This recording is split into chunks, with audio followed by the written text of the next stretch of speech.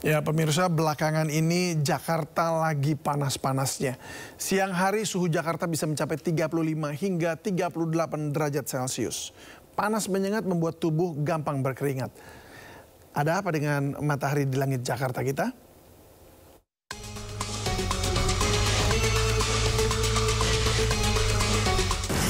Aduh, pemirsa, kerasa nggak sih cuaca Jakarta hari ini tuh lagi panas-panasnya banget.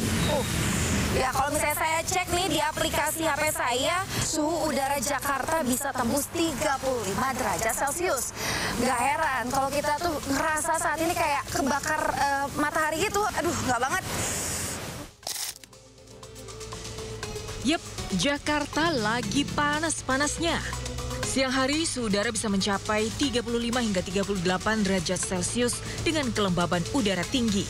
Cuaca panas menyengat mulai terasa jam 10 pagi hingga jam 16 sore. Tak heran banyak warga kepanasan dan kegerahan saat beraktivitas di luar ruangan.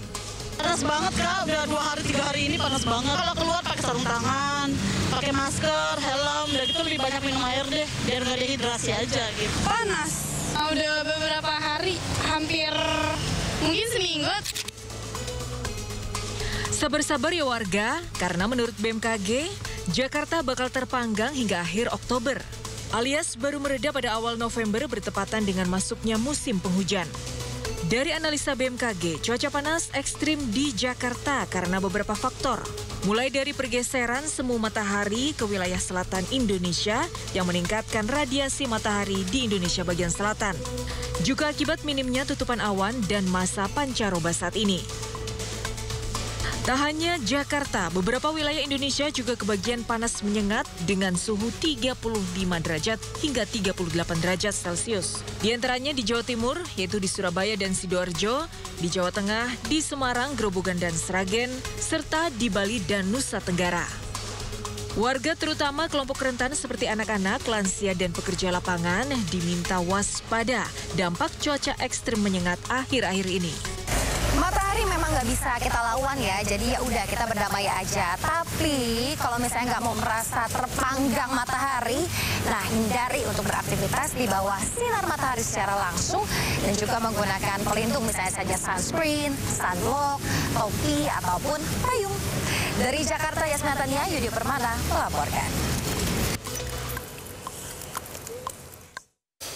Ya pemirsa, maraknya kebakaran pemukiman padat yang terjadi sepekan ini diduga juga karena cuaca panas yang ekstrim.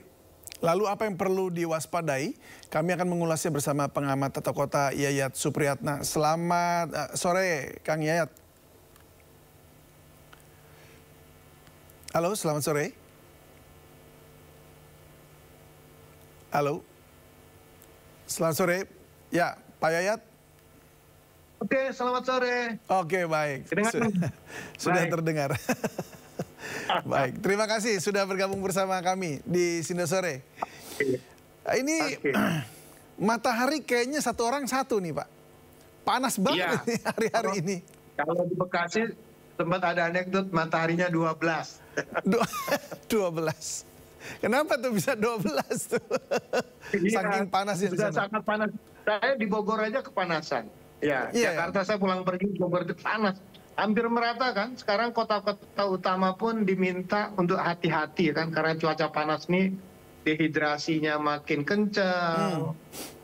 Kegerahan di mana-mana gitu. Betul, tapi ini memang rasa-rasanya nggak terhindarkan ya. Sebab kan memang matahari rata kemana-mana juga begitu ya. Artinya nggak cuma di Indonesia tapi negara-negara tetangga juga merasakan hal yang sama. Lalu apa yang bisa diperbuat oleh manusia atau warga atau bahkan juga aparatur pemerintahan provinsi dan kota untuk mengurangi atau mengantisipasi dampak dari panas yang begitu luar biasa? Yang pertama, tadi kan himbauan dari BMKG disarankan supaya warga untuk tidak terlalu banyak melakukan aktivitas di luar ruangan ya. Artinya dehidrasi itu sangat membahayakan sekali. Ya, itu yang pertama. Kedua, matahari yang demikian panas itu bisa membuat orang cepat lelah, kemudian juga pada aspek-aspek produktivitas akan sangat terganggu. Nah, tapi yang paling penting yang agak sangat sensitif sensitif itu tadi tentang potensi kebakaran.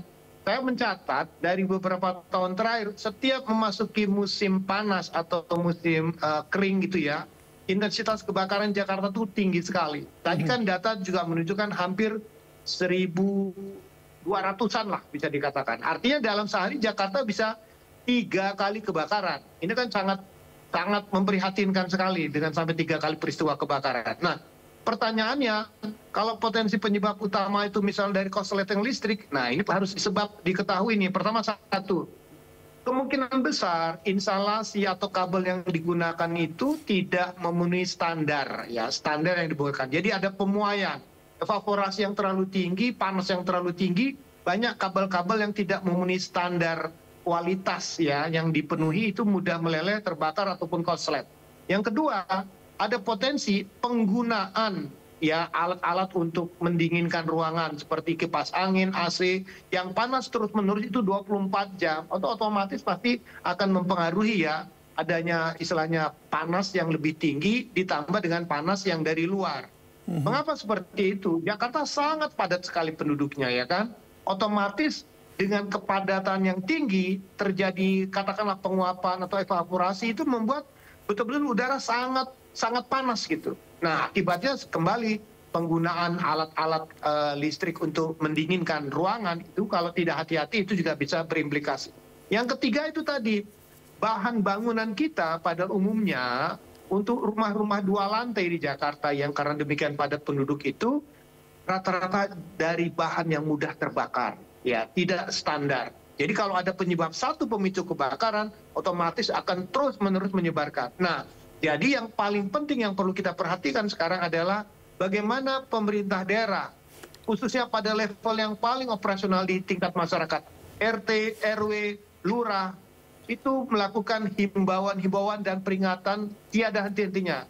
Sekarang gunakanlah media-media sosial atau jaringan-jaringan melalui media sosial untuk mengingatkan tiada hari tanpa kewaspadaan. Karena terus terang saja pemicu kebakaran satu tempat bisa bereskalasi besar karena di tengah suasana suhu yang cukup panas. Nah, jadi otomatis himbauan itu sangat perlu. Saat musim hujan pada musim pengaruh seperti ini. Pak Yayat, jadi perlukah regulasi untuk mengatur penggunaan yang namanya kabel-kabel, instalasi-instalasi yang standar gitu? Sebetulnya dari PLN sendiri sudah ada himbauan. Misalnya contoh ya, yang paling berbahaya itu adalah ketika... Sifatnya cuma himbauan aja ya? Bukan kayak keharusan gitu? Gini, pertama kita minta masyarakat kalau melakukan penyambungan, pemasangan baru, pengamannya harus benar, NCB-nya itu harus benar. Kedua, dibuat oleh para ahlinya. Cuman kadang-kadang, ya mohon maaf sekali lagi, kita kadang-kadang listriknya tuh agak Spanyol, separuh nyolong gitu kan. Nah itu membuat pemasangan tidak hati-hati. Apalagi pada pemukiman padat di tempat-tempat yang memang rata-rata dihuni oleh mereka yang mengontrak lah. Bisa lebih 10-20 orang gitu kan. Nah, itu kadang-kadang tidak terpantau kontrol terhadap penggunaan listrik karena merasa bukan sebagai pemilik rumah. Nah, untuk SNI-nya, Standar Nasional Indonesia, itu sebetulnya sudah ada ketentuan. Tapi sekali lagi, tidak semua orang punya kemampuan untuk membeli ya jenis kabel atau itu yang sesuai dengan standar karena harganya sangat mahal. Jadi, tapi ini memang inilah menjadi penyebab. Risikonya ya kemudian di kemudian hari begitu ya, itu bisa mengakibatkan kebakaran bukan hanya rumah sendiri, ini rumah tetangga juga jadinya kan. Nah ini, nah Pak Yayat sebelum kita lanjut ya, ini di pemukiman padat juga terjadi ledakan dari dalam rumah. Ini ada ledakan dahsyat menguncang sebuah rumah di kawasan Taman Palem Lestari Cengkareng. Kita simak. Ada rekan Wenda Nura di sana ya. Halo Wenda, bagaimana informasinya di sana? Dugaannya karena tabung gas, benar tidak?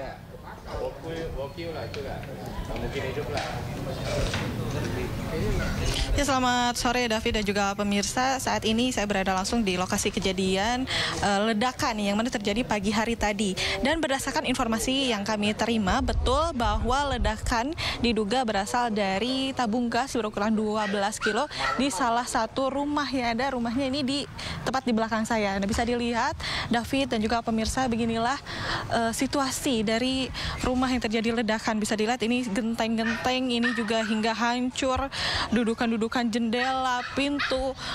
Ini hampir hancur total kalau saya lihat, David. Dan tidak hanya satu rumah ini saja, tapi rumah yang sebelah kiri saya ini tetangganya pun ikut terkena dampaknya di sebelah sana. Bisa dilihat plafon dan juga kaca di rumah sebelahnya ini juga turut hancur, David. Dan berdasarkan informasi yang kami terima, David, yang tinggal di rumah yang terjadi ledakan ini adalah seorang ibu lansia dan tinggal sendiri, sehingga pada saat kejadian dia mengalami luka bakar yang cukup parah, dan sebelumnya dia dilarikan ke rumah sakit terdekat, namun karena keterbatasan alat sekarang saat ini dirujuk ke rumah sakit Pertamina untuk dilakukan perawatan intensif. Dan untuk satu lagi, karena di sini ada dua korban, yang satu adalah pemilik rumah, yang satu lagi adalah tetangga, itu masih di rumah sakit terdekat saat ini berdasarkan informasi yang kami terima. Dan sementara saat ini belum ada olah TKP dari pihak kepolisian, dan tentunya jika ada olah TKP akan segera kami informasikan kepada Anda dan juga pemirsa di rumah, David. Namun kembali kami informasikan bahwa saat ini juga polis lain ini sudah terpasang, sehingga memang kami ataupun warga tidak bisa masuk ke dalam karena memang cukup berbahaya, karena seperti yang sudah diinformasikan sebelumnya bahwa rumah yang terjadi ledakan ini cukup hancur parah, David. Oke, baik, Wenda, terima kasih untuk informasinya. Selamat bertugas kembali.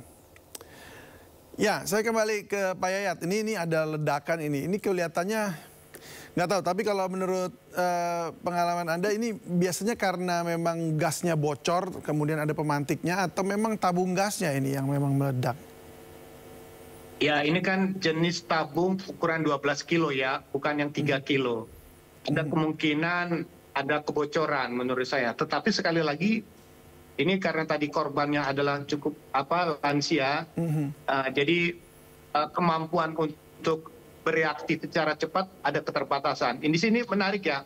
Nah, kita perlu memetakan kembali ya. Tadi kalau misalnya dari hasil pemetaan hampir 80% penyebab dari kebakaran itu adalah listrik. Pertanyaan paling mendasar, di mana penyebabnya? Apa faktornya?